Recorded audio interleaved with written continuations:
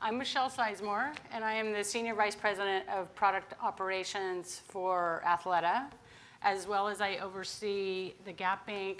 Product Innovation Initiatives, again, across the enterprise. I'm really pleased to be here this afternoon to welcome you on behalf of Gap Inc., our family, focusing on the business case for carbon tax. It's a real honor, and it's very important to us as an organization. And I'll just tell you a little bit about Gap Inc. and tell you a little bit about the brand Athleta as well, and why we decided to get involved in today's event. Gap Inc. was founded by Don and Doris Fisher in 1969. And they had a vision of creating a global brand with a purpose and not just about making clothes. And nearly 50 years later, Athleta and Gap Inc.'s family of all of our brands, we are continually motivated by a shared vision that being a force for good makes good business sense. So again, we are so honored to have you here. It's really important to us. It's important to who we are as an organization and to our values. Let me tell you a little bit about Athleta. Athleta is one of our brands inside of our portfolio, and Athleta is a mission-driven brand. And it's a mission-driven brand. The mission is to ignite a community of women and girls to uplift one another to reach their potential.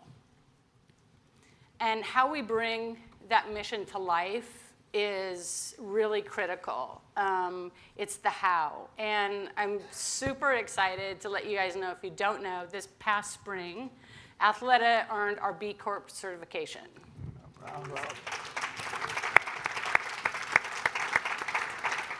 I love sharing that, and it's interesting how many people don't know this. And again, it's not only what we stand for, but it's how we do it, which is super critical.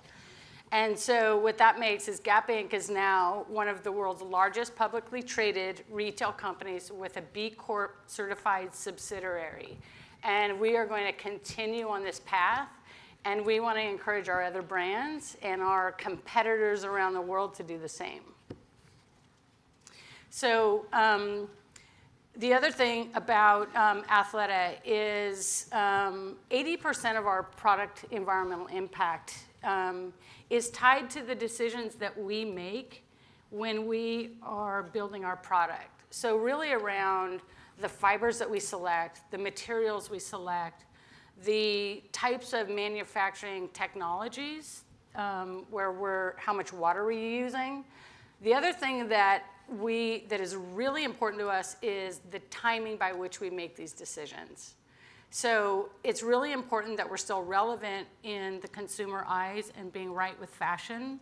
But when we make the decision, will allow us to move our materials and our products once they're manufactured to our customer in the best possible way, having as small of an impact as we possibly can. So giving ourselves, so all of these decisions that we make in the brand, from when you walk in our door to the person that's running the mailroom, to the people making the materials selection through it, it's not a team that sits outside in some room and tells us what to do. This is inherent in every single person that works at our brand, and that's why we can actually really make such a positive impact, which is cool. And a lot of people ask me, what's the secret with Athleta? And there's three things. It's when we can combine beauty and functionality with sustainability. That is the magic of our brand, because one without the other, that's what we have found. So we combine the three together, and that's what our magic sauce is. So when people ask, tell them we want everybody to do it. So we recognize environmental issues are fundamentally human rights issues. And we are currently working at Gap Inc. to cut our greenhouse gas emissions across our owned and operated facilities in half by 2020.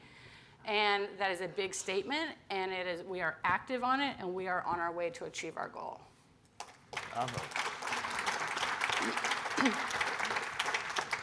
The other thing that we're also working to set a science-based target goal for our entire supply chain. So that is huge. We're in the process of developing it, and so more to come on that. So again, really thrilled on behalf of Gap Inc. To host this event. We are honored. We know that there is, you're going to start Richard. I'm going to pass over to Richard, who is co-chairing the event, and I think we're going to start and kick it off by a panel. So I'll turn it over to you so we can get started, and then we'll see you at the end of the day, and we're going to host a little event as well here about, I think, around 5 o'clock when we end. So you guys, thank you for being here. Can't thank you enough for the work that you're doing, and just really honored. And with that, Richard, Michelle, turn it over. Thank you and your colleagues so much for hosting us today. Yeah, and everybody in the room that helped put this together. A lot of people, really. So do good work. We can't wait. Thank you so much, you guys. Good. Thank you. Well, great. Well, welcome, everyone. Hi, I'm Richard Idland, one of the co-organizers of the Carbon Tax Forum, my colleague Harold Hedelman, who you'll hear from in a moment.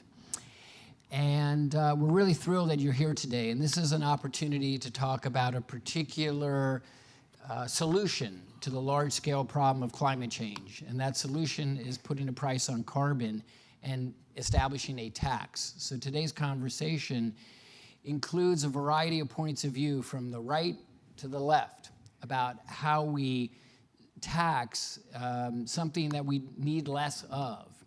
And we're going to look at a number of different solutions, both that apply at the federal level and at the state level, and have 5 panels for you today that will take you through a number of different perspectives. And we're quite enthusiastic about what we put together today because it includes NGO perspectives, social justice, political, meaning elected leaders, and a number of environmental organizations and think tanks that have been really involved in thinking about a carbon tax and how it would work. So what we hope you get out of today's program is a better understanding of how you'd actually establish a tax, where do you set the price, what do you do with the revenues, and the impact that that will have on the broader economy. We haven't designed this program to endorse one particular point of view, and as you'll hear, there are in fact a number of perspectives, all valid, all politically calculated to achieve success, and each of those views from the right and the left are designed to help solve a number of common problems. So format-wise, we're going to work quickly. We're going to really try to stay on time. And rather than have you pose questions by raising your hand and having a microphone to ask that question, we're going to ask that you jot those questions down. Excuse me, and we have runners who will pick those questions up. So if you want a card, a 3x5 card, to write your question down, they'll bring them up to the moderators, and we'll sort through them and try to answer as many of those questions as possible. So thank you all for being here, and Harold, turn it over to you. Thank you, Richard. Can I be heard okay?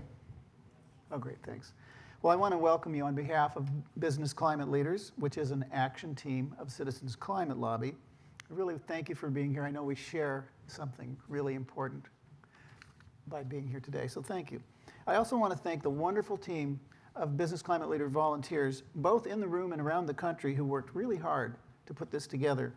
And thanks likewise also to the CCL volunteers in the room today who's helped to get registered and checked in and everything.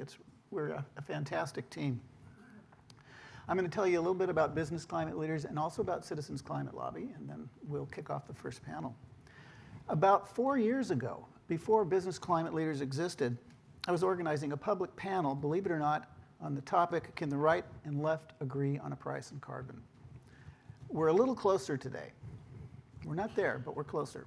At the very end of that panel, one panelist stood up and gave us a challenge. He talked to the audience and said, if you're from Citizens Climate Lobby, I have a challenge for you. Talk to the big retailers like Gap. Show them how your proposal will put money in the pockets of their consumers, of their customers, and watch them line up to support you. That was the last thing that was said. People clapped, they rose, they were leaving, but a group of us, CCLers, gathered and we decided to take that challenge on. And that was the beginning of Business Climate Leaders. The panelist who stood up was Bill Shireman from Future 500, one of our sponsors today. And Bill and his team at Future 500 have supported us in the interim. So I really want to thank Bill. I don't know if he made it today. He's supposed to. He's supposed to. Eric is over here, and if you want to hear more about Future 500, find Eric. Terrific group. They helped us every day since then in learning how to work with businesses, how to find the middle path and be successful at that. BCL is an action team of Citizens Climate Lobby. We have a number of action teams, and this is one of our more dynamic ones. We have the goal of, broadly speaking, engaging businesses and encouraging their participation in advancing a national carbon tax. So we're focused on that, just like CCL. And what's been important is that once we start working with companies, we try and provide the role of informing and educating and helping them understand how a carbon tax can affect their company and what kinds of nuances there are that they need to think about before they take steps towards advocacy. So that's what we do. We would hope, for example, that if any of you are from companies that want to learn more, we'd have a conversation, figure out what next steps are that might lead to talking about the carbon pricing principles. Hopefully some of you have taken a little look at them. They were on your chairs. And after talking about the principles, that might lead to discussing opportunities for joint advocacy. That's the kind of trajectory that we like to see happen. So we'll talk more about business climate leaders in the last panel today. But now I want you to know a little bit about Citizens Climate Lobby, because if it weren't for them, I wouldn't be here. We probably wouldn't be here. Well, I just want to say that both in Congress and nationwide, CCL has done more than any organization that I know of to promote awareness of carbon taxes as a foundational solution to climate change. The root of CCL's success is the value it places on relationships. For volunteers, that means we provide them a really deep infrastructure of support that empowers their advocacy. For the people that we lobby, it means that when we get into a lobby meeting, even with the darkest, deepest climate denier, we treat them with appreciation and respect. And because of that core value, we've been able to do some amazing things in Congress. For example, catalyze the creation and the growth of the Climate Solutions Caucus in the House, which now, as if you don't know, has 43 Republicans and 43 Democrats in its ranks. And even if some of those are there for the greenwashing, we see that as a success because they at least recognize that they need to do that to stay in office. If you're from CCL, well, I want to tell you why they joined. Those members of Congress joined because we asked them. How did we get access? We got access because CCL has chapters that cover every district in the country, every congressional district. They asked because we met with them over 1,700 times last year. We published over 4,300 letters to the editor, op-eds, and editorials around the country. Held several thousand meetings with community meetings to stir up public support for action on climate. So those are all reasons they joined. And I want to say that it's important to do this kind of work at the grassroots level in addition to the work that we do, which is with businesses both large and small. If you're from CCL, either on staff or as a volunteer, just kind of raise your hand. And those of you who are not with CCL, look around. These are people you can talk to if you are interested in Citizens Climate Lobby. So thank you. Given that this is a Climate Action Summit, I wanted to say that because I wanted you to realize that CCL is really taking a lot of actions at the grassroots level. And I think that what we do demonstrates the beginning of, as Van Joan puts it, bipartisanship from the bottom up. And businesses, I think both big and small, have a really crucial role to play in making that happen. So let's head it. Good, thanks. Good, Harold, thank you. And why don't we have the first panel